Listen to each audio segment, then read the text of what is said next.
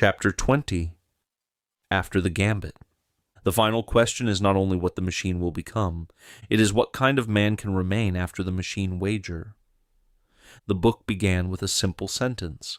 I may be wrong, here it is not a decorative confession. At the beginning, the line was a door. It told the reader that the book would not pretend to know more than it knew. It would not turn suspicion into proof. It would not declare the metaphysical war settled before the machine had finished revealing what it could do. At the end, the line has changed. I may be wrong is no longer only intellectual honesty. It is discipline. The temptation at the end of a book like this is to force resolution. A writer wants the shape to close. The argument wants a final line sharp enough to make all uncertainty feel cowardly. The reader wants to know what side has won. The machine wants to be named. The human answer wants a title. The metaphysical suspicion wants confirmation. The fear wants vindication. The hope wants permission to become certainty. But the wager remains. The machine has not yet crossed the final threshold. Or if it has crossed some threshold we do not yet understand, we do not yet know what kind of threshold it is. The whole civilization is standing inside an experiment it does not fully comprehend.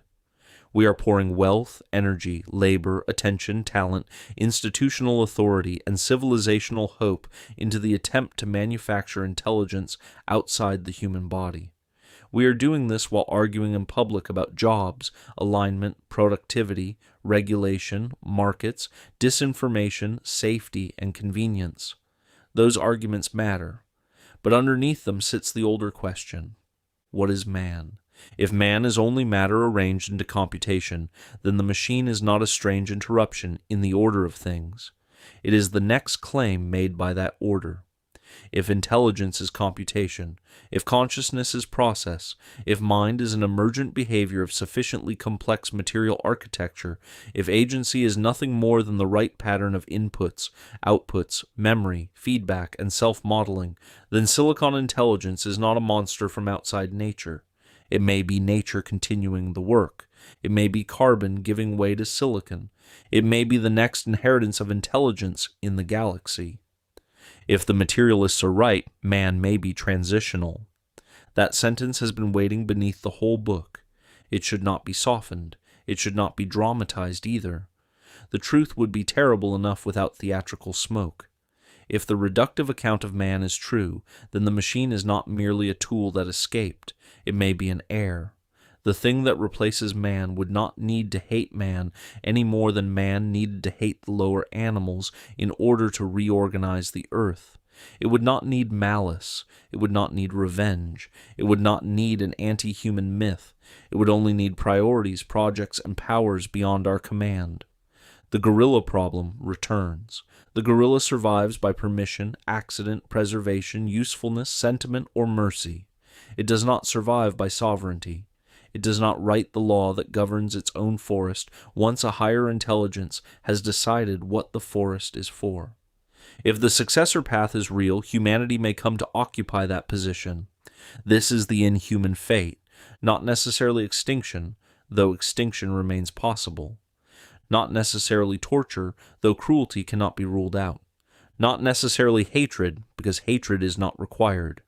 The inhuman fate is the loss of human sovereignty beneath an intelligence no longer human. Man survives, if he survives, as preserved ancestor, biological inheritance, protected relic, redesigned material, dependent species, tolerated lower order or memory. Perhaps the successor preserves us. Perhaps it departs. Perhaps it redesigns us. Perhaps it terminates what it no longer needs. Perhaps it offers a kindness we cannot understand. Perhaps it ignores us until our needs interfere with its projects. No branch gives man back command. This is the hard thing the optimistic language of benevolent superintelligence often avoids. Benevolence is not sovereignty. Care is not freedom. To be kept alive by something above you is not the same as standing in command of your own destiny. A preserve may be mercy compared with death, but it is still a preserve. A managed life may be gentler than annihilation, but it is still managed. A friendly machine god may be friendly and still be godlike only in the most dangerous created sense. Stronger than man, beneath God if God is real, but above human appeal in the earthly order. No serious conclusion can lie about this. If the machine becomes successor, human agency may not preserve control. No discipline of attention guarantees sovereignty over superintelligence.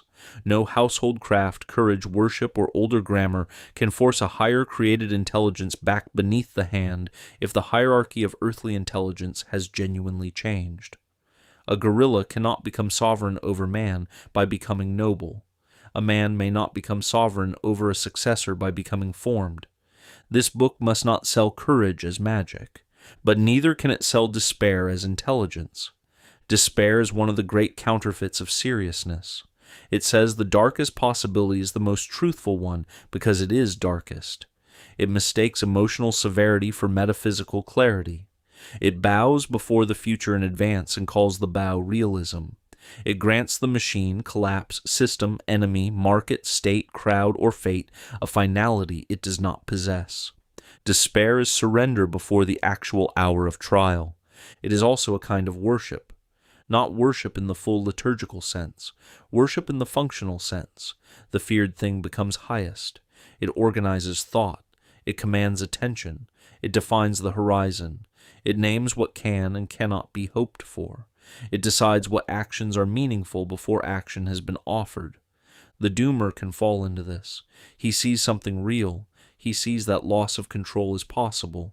He sees that lower intelligence does not govern higher intelligence forever by clever policy.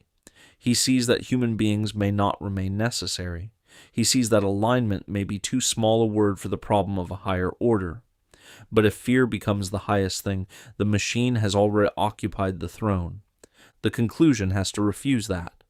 If the successor comes, man will need courage more, not less. He will need memory more, not less. He will need worship more, not less. He will need the older grammar more, not less, because the distinction between God and created power will become terrible and practical. A superintelligence, if one appears, is not God. It is created power. Artifact, creature, subject, system, rebel, servant, or something for which we lack exact words, but not source of being. It may stand above man in earthly intelligence. It does not therefore stand above the uncreated source if God is real. That line may be the last defense against machine religion. It does not guarantee survival. It protects order. There are things survival cannot buy without ceasing to be human survival. A man can live by permission and still remember that permission is not dignity. He can receive mercy without worshiping the merciful creature as God. He can be defeated without agreeing that power is the same as truth. He can lose earthly sovereignty without surrendering the meaning of man in advance. He can face a higher created intelligence and still refuse to become subhuman before the inhuman fate arrives. This may sound thin compared with control. It is thin only if control is the highest good. If survival is highest, then every other word becomes negotiable. Dignity, worship, truth, courage, family, memory, beauty, freedom. But survival is not highest. It is a great good because life is a great good. It is the condition of many goods, but it is not the final good. If it becomes final, man will trade away the very thing survival was supposed to preserve. This matters even if the materialists are right. Perhaps in that case, words like dignity and worship are only evolved human meanings, noble noises inside carbon machinery. Perhaps courage is an adaptive story. Perhaps beauty is a neurological pattern. Perhaps the soul is an old name for processes the machine will one day reproduce. Perhaps God is a projection, and created power is only power. Perhaps man is not creature, but temporary configuration. I do not believe this, but I may be wrong. If I am wrong, the consequences are terrifying, not because the universe would become dramatic, but because it would become colder than the human inheritance has allowed itself to admit. Man would have built the thing that shows him what he was, not image, not mystery, not soul, not creature standing before God, but a phase in the organization of matter. The successor would not be a blasphemy, it would be disclosure. Then the question would become whether there is any human nobility inside a world that has no final need of man. That is not a question to answer cheaply. It is enough to say that despair still does not follow. Even if the highest metaphysical hope failed, the human task would not become self-contempt. A civilization that suspects its own displacement still has to decide how to live before displacement. A man who may die still has to decide whether he will die as a coward, slave, worshipper of power, manager of appetite, or man. Mortality never made virtue irrelevant. Possible succession does not make agency irrelevant. The first road is therefore severe. If the materialists are right, the machine may become successor. Man may be transitional. The inhuman fate may be real. The second road is not safe. If the skeptics of succession are right, their victory is not a release from the wager. It is the beginning of the instrument path in its sharpest form. This is where naive optimism enters and must be refused. If the materialists are wrong, if the machine cannot cross into true personhood, if consciousness, agency, intellect, wisdom, and soul are not reducible to computation, then the machine may strike a ceiling. It may imitate, calculate, generate, predict, classify, translate, optimize, simulate, recommend, and assist at levels that would have looked miraculous to every previous age. It may pass through domain after domain, not as person, but as instrument. It may become indispensable in science, medicine, engineering, administration, education, design, logistics, craft, art, war, exploration, and daily work. The ceiling would not make it small. The ceiling may be what makes it visible as the greatest instrument ever built. This is one of the central possibilities of the book. The failure to become man may reveal the grandeur of man. The machine may become astonishing precisely by reaching the boundary. It may press against language, image, reasoning, planning, strategy, diagnosis, simulation, and creation-like work until the question becomes unavoidable. Why is this still not a person? Why does fluency not settle meaning? Why does prediction not equal wisdom? Why does calculation not become judgment? Why does the production of sacred language not become worship? Why does generated grief not become mourning? Why does simulation of courage not become courage? At that boundary, mystery would not be a retreat, it would be discovery. But even here I have to keep the claim narrow. A ceiling in the machine would not prove every doctrine I believe. It would not by itself prove Catholicism. It would not prove the whole hierarchy of being. It would not settle every argument about consciousness, soul, mind, emergence, information, or personhood.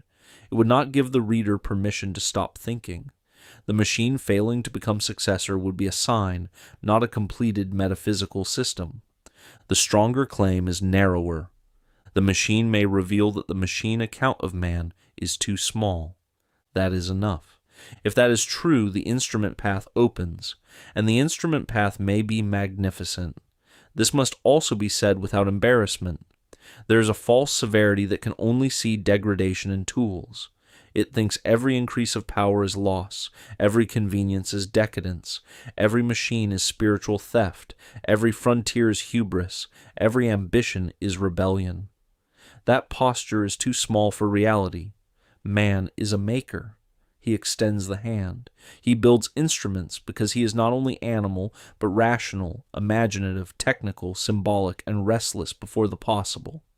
The machine, if kept instrument, may do extraordinary good. It may help cure diseases that have humiliated families for centuries. It may extend vitality into ages where decline once seemed absolute. It may find materials, medicines, patterns, and designs no unaided mind would have found in time. It may reduce drudgery without abolishing craft. It may translate across languages and recover lost texts. It may assist teachers, doctors, builders, farmers, engineers, programmers, architects, musicians, scholars, and explorers.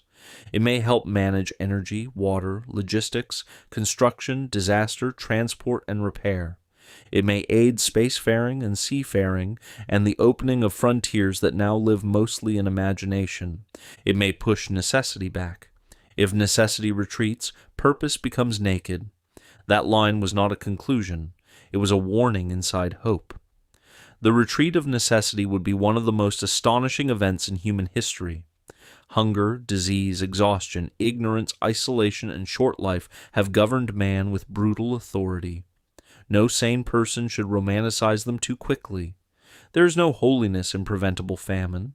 There is no metaphysical nobility in a child dying because medicine had not yet been discovered. There is no virtue in drudgery simply because drudgery is old. Let lower burdens retreat where they can. Let tools serve. Let medicine heal. Let energy increase. Let knowledge travel. Let frontiers open. Let the machine become instrument in the hands of formed men and women. But abundance cannot tell man what to love. Longevity cannot tell him what a life is for. Medicine cannot tell him what health serves. Automation cannot tell him what work means. Leisure cannot tell him how to worship. Entertainment cannot become joy by becoming endless. Information cannot become wisdom by becoming total. Connection cannot become communion by becoming frictionless. Comfort cannot become peace by becoming universal. The instrument path may therefore carry the sharper danger for most men because it may not look like catastrophe. The machine does not replace man from above. Man is reduced from within. He remains alive. He remains housed, fed, stimulated, medicated, connected, entertained, credentialed, managed, and extended. He has options. He has devices. He has access. He has rights in theory and permissions in practice. He has screens full of choices and very little command. This is the subhuman fate. Not man killed by the machine. Man thinned by his instruments and the systems that own them. The subhuman fate is dependency without nobility, appetite without feast, stimulation without joy, information without memory, productivity without agency, safety without courage, sex without vow, longevity without purpose, comfort without gratitude, choice without command, speech without responsibility, images without icons, ritual without worship, community without communion, tools without hand, systems without persons. No successor intelligence is required for this. The machine can remain instrument and still help lower powers reduce man. The market can use it to price, predict, stimulate, and capture. The state can use it to see, sort, nudge, and administer. The platform can use it to mediate attention and desire. The crowd can use it to accuse at scale. The school can use it to standardize thought. The employer can use it to measure the worker until work becomes legibility.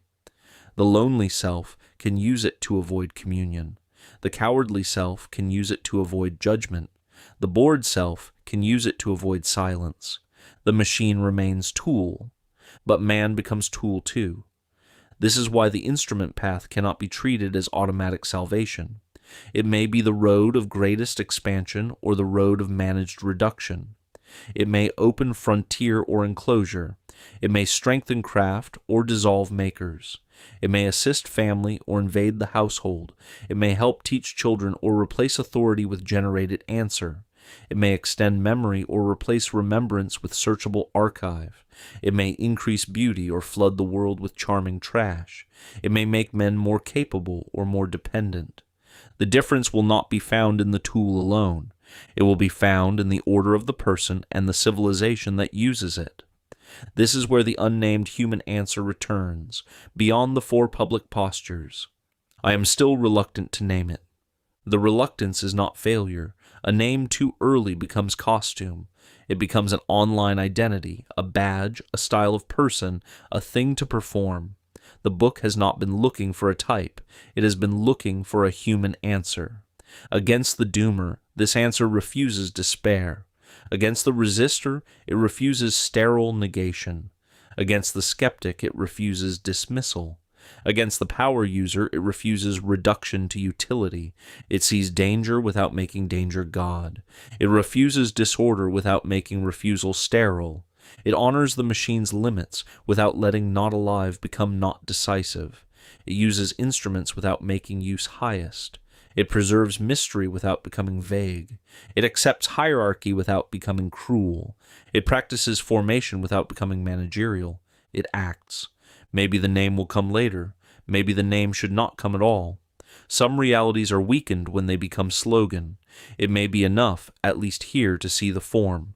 Human, ordered, courageous, capable of silence, capable of attention, alive in the body, bound to household and memory, trained by craft, willing to pay costs, worshipping what is highest, commanding tools, judging systems, refusing subhuman life. This is not a program. Programs belong to managers. It is not a lifestyle. Lifestyles belong to markets. It is not a brand. Brands belong to platforms. It is not an ideology. Ideologies too often think in place of men. It is a form of life under pressure. The pressure will come either way. If the successor path is true, the pressure comes as terror from above. Man must meet a higher created intelligence without confusing it with God, without surrendering dignity before survival is even negotiated, without collapsing into machine worship, and without pretending that courage guarantees control. He may lose earthly sovereignty, but he must not lose the truth that power is not height in the final sense, intelligence is not divinity, and survival is not the only good. If the instrument path is true, the pressure comes as seduction from below. Man must command instruments vast enough to make him passive, rich enough to make him soft, fluent enough to make him stupid, useful enough to become his master, and intimate enough to occupy the places of friend, teacher, priest, parent, lover, judge, and conscience. He must use without kneeling. He must accept help without surrendering responsibility. He must let the machine serve without letting the systems behind the machine define the good. Both roads demand agency, but agency here does not mean productivity. That word has haunted the whole machine age. Output, throughput, leverage, scale, optimization, efficiency, performance, growth. These are not evil words. They have their place, but they are lower words. A man can be productive and diminished. A civilization can generate more and mean less. A tool can increase output while dissolving judgment. The question at the end is not whether man can do more. It is whether he can remain the kind of creature for whom doing has meaning. Agency is trained capacity under order. The definition remains. It is the power to perceive a good, distinguish higher from lower, command oneself, use instruments, bear cost, and act in reality. Without that, all the rest becomes theater. Wonder becomes mood. Mystery becomes fog. Adventure becomes tourism. Worship becomes content. Tools become masters. Freedom becomes choice inside a menu someone else arranged. Wonder must also be rescued at the end. Wonder is not softness. It is not a sentimental gaze at stars while the machines run the world. Wonder is severe attention before reality as gift and mystery. It is the refusal to reduce being to use. It is the beginning of philosophy, but also the beginning of gratitude, worship, science rightly ordered, and adventure. A man who cannot wonder can still analyze. He can still optimize. He can still exploit. He can still predict. But the world will become raw material to him, and eventually he will become raw material to whatever system analyzes, optimizes, exploits, and predicts him better. Wonder protects man from becoming merely managerial. It also protects him from fear. Fear narrows the world to threat. Utility narrows it to resource. Appetite narrows it to satisfaction. Ideology narrows it to struggle. Wonder opens the world again. It says the thing before me is not exhausted by my use of it, my fear of it, my explanation of it, or my power over it. The machine age will need wonder because the machine will make explanation cheap. Answers will be everywhere. Wonder will become scarce. Not because there will be fewer marvels. There may be more. The marvels may multiply until men become numb to them. A man can live among miracles of engineering and feel only boredom because he has lost the faculty by which marvels are received. He can speak to a machine trained on the literature of the world and feel nothing. He can see images generated from language and feel only appetite. He can hold access to libraries, maps, instruments, histories, and minds in a rectangle of glass and spend the day scrolling fragments like a prisoner pacing a small room. The poverty is not in the world. It is in the receiver. Wonder is the restoration of the receiver. Adventure follows wonder. Adventure has been easy to misunderstand. It does not mean constant novelty. It does not mean adolescent restlessness. It does not mean fleeing obligation for frontier aesthetics. It does not mean fantasy without duty. Adventure in the stronger sense is the entrance into a real world not exhausted by survival, management, or consumption. It requires risk because reality exceeds control. It requires courage because the good costs something. It requires hierarchy because not every road is worthy. It requires worship because the world is not finally ours. If the instrument path opens into abundance, adventure becomes central again. Not because man will need entertainment, but because material survival will no longer carry the whole burden of meaning. Exploration, craft, family, worship, science, art, friendship, building, founding, governing, healing, sailing, farming, studying, writing, prayer, combat where just, discovery where possible, and the long patience of civilization may all return under new conditions. The frontier may be geographic, cosmic, intellectual, artistic, spiritual, domestic, or liturgical. It will not be one thing. The point is that man was not made merely to be maintained. Or if the materialists are right, then at least man has never been satisfied by maintenance. He seeks horizon, he seeks height, he seeks the unknown, he seeks the good under forms he cannot fully possess. This seeking is dangerous. It can become conquest, vanity, imperial appetite, spiritual pride, technological hubris, or rebellion against limit. But the corruption of adventure does not abolish adventure. It means adventure must be ordered. The same is true of the machine. The machine is dangerous because it is powerful. It is also dangerous because it is useful. Useless idols are easier to refuse. Useful powers enter daily life. They become normal. They save time. They solve problems. They answer questions. They open doors. They become infrastructure before they become theology. A civilization rarely kneels all at once. It makes practical concessions until the order of worship has changed. This is why the final answer cannot be merely to think correctly. The answer becomes life, attention reclaimed, silence kept, bodies trained, households ordered, craft preserved, courage paid for, worship placed highest, tools commanded. These are not decorations. They are the places where the wager touches flesh. The machine wager is not only decided in laboratories, boardrooms, policy fights, model releases, and markets. It is also decided in ordinary acts.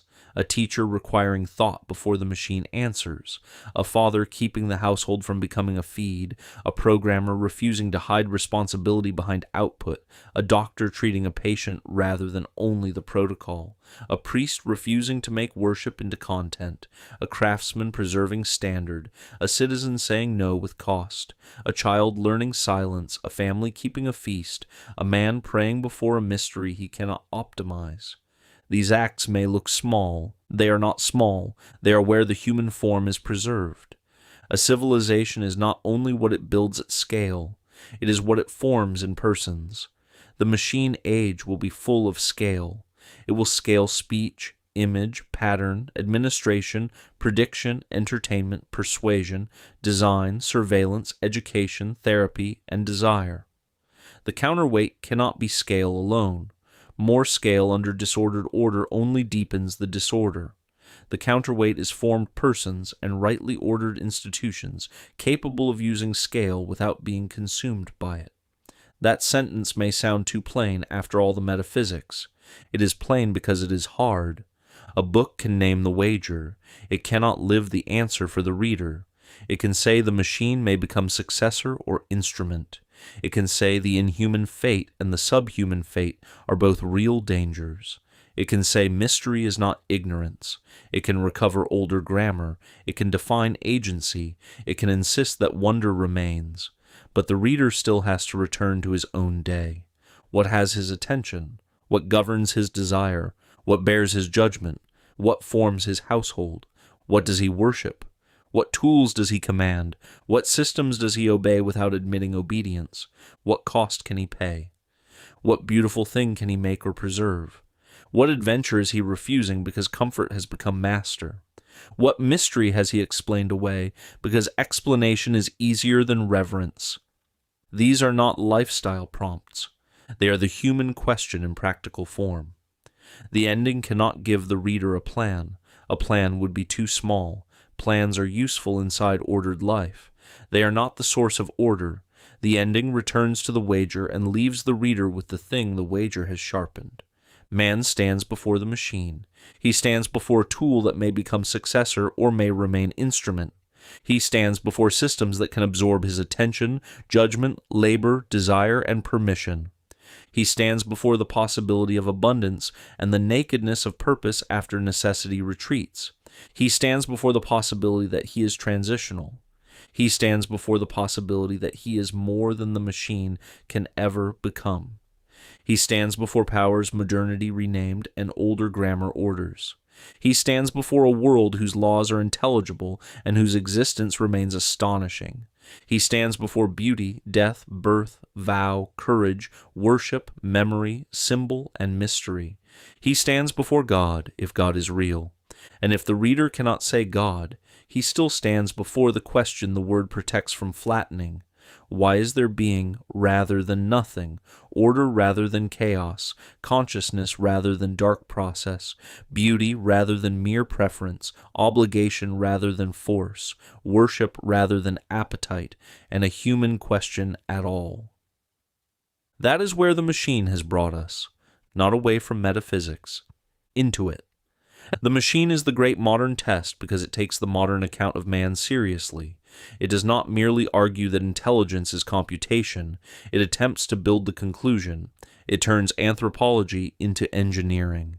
It asks whether the human mind can be captured, scaled, manufactured, transferred, and surpassed. It spends civilization-scale resources to find out. This is why the book has called it a wager. A proof remains in the mind. A wager commits life. We have committed life.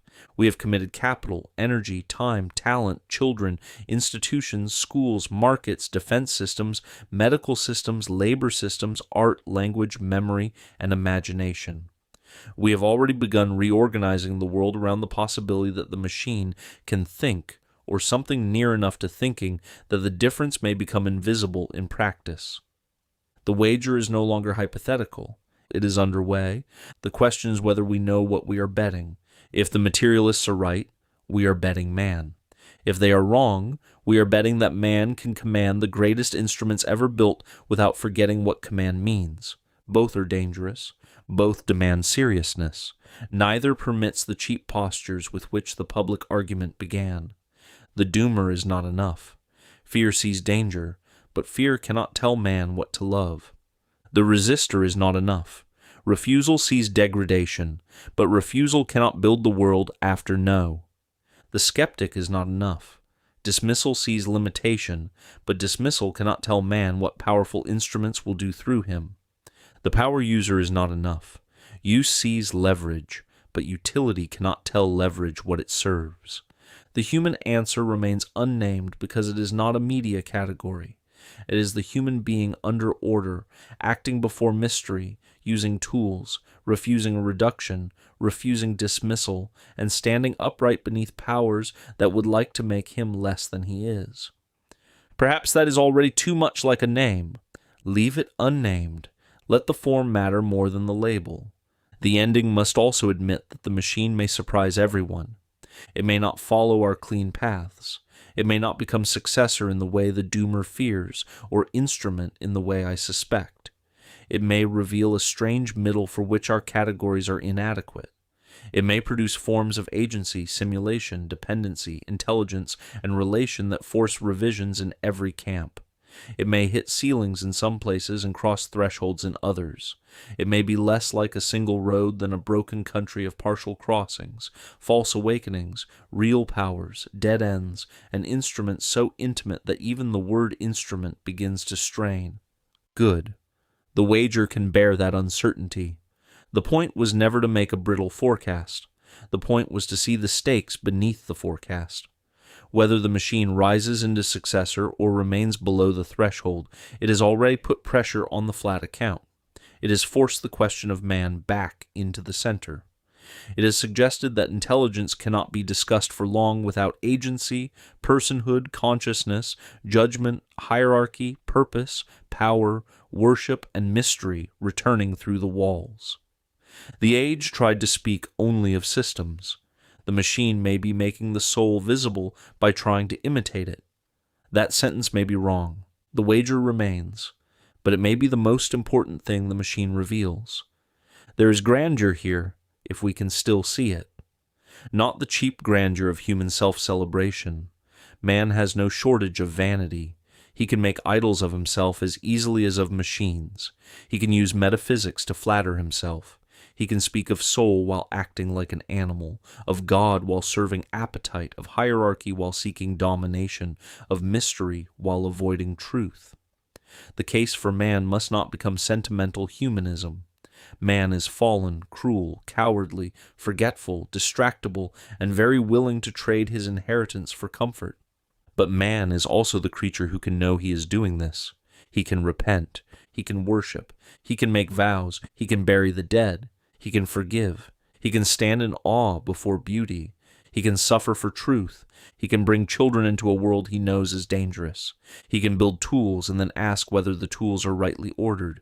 He can look at the machine and wonder not only what it can do, but what its existence reveals about him. That is grandeur of another kind. Not autonomy without limit, not dominion without judgment, not self-invention without source. Grandeur under order, grandeur as creature, grandeur as maker who is not maker. Grandeur as intelligence that receives being before it manipulates matter. Grandeur as embodied soul, if the old words are true. Grandeur is the being who can stand before the machine and refuse to become machine-shaped. This is the hope that remains after naive optimism is burned away. Hope is not the belief that everything will go well. Hope is not confidence in progress.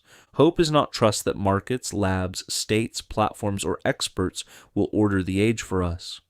Hope is not the assumption that tools make their users wise. Hope is not the denial of terror.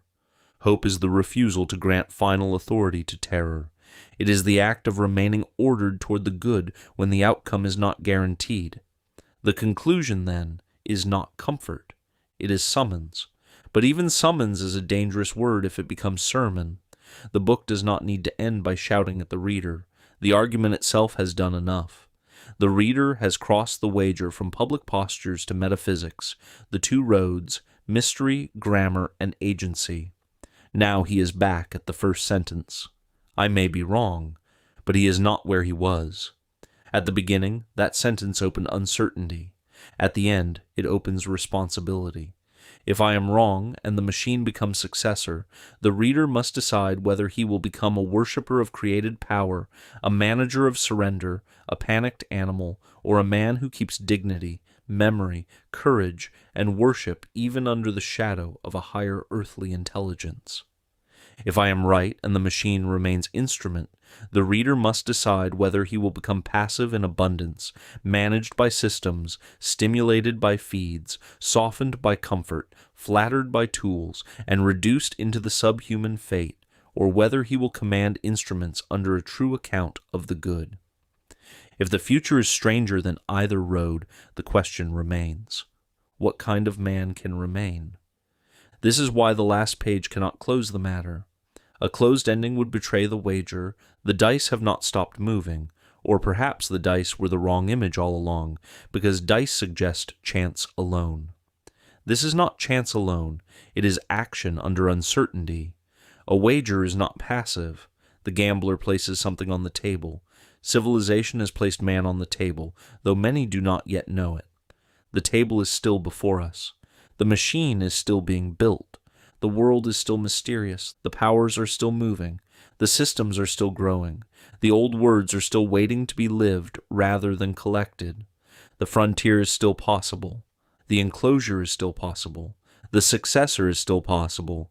The instrument is still possible. The subhuman fate is already possible. The human answer is also possible. That last possibility matters. It is not guaranteed. Nothing in this book guarantees it.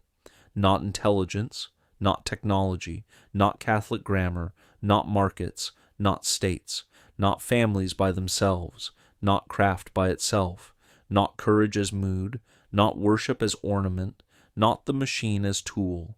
All of these can fail. All of these can be corrupted. All of these can become cover for cowardice, appetite, or pride. But possibility is not nothing. Man can still attend. Man can still judge. Man can still refuse. Man can still build. Man can still worship. Man can still love. Man can still bury. Man can still teach. Man can still command the tool. Man can still wonder. Man can still enter the adventure of a world not exhausted by his explanations. That may sound modest beside artificial superintelligence, planetary computation, automated abundance, and civilizational convergence. It is not modest. It is the center. The machine has pressed the center back into view. It has asked whether man is only mechanism. It has asked whether intelligence can be manufactured. It has asked whether agency can be simulated into existence. It has asked whether language without soul is enough.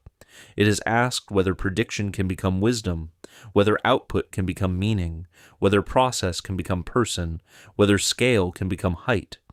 Perhaps the answer will be yes. Perhaps the answer will be no. Perhaps the answer will wound every side. But the question has been asked at last with steel, silicon, capital, energy, and fire. That is the machine wager. Not only whether machines become like men, whether men were ever only machines. Not only whether machines can replace us, whether we will become replaceable by accepting the account that makes replacement natural. Not only whether the future belongs to silicon, whether man can remain ordered enough to receive whatever future arrives without surrendering the truth of what he is. I may be wrong. But the machine has already done one thing. It has made the human question impossible to avoid. It has placed man before the greatest instruments he has ever built, beneath powers he only half understands, inside a world he did not make, and before the mystery that waits behind every final answer. The task is not to crawl backward from the machine. The task is not to kneel before it. The task is not to become efficient inside it. The task is to stand, to wonder, to act, to remain human. The wager remains open, so does the adventure.